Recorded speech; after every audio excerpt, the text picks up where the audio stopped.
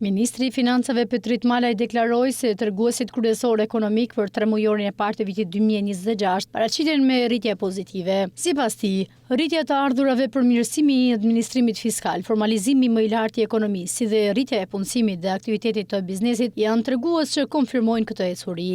Kjo periudhë në fakt konfirmon një ecuri pozitive të qëndrueshme, ku treguesit kryesor si rritja e të ardhurave, përmirësimi i administrimit fiskal, formalizimi më i lartë i ekonomisë tonë, por edhe rritja e punësimit, si dhe rritja e aktivitetit të biznesit, të gjithë janë tregues me rritje pozitive.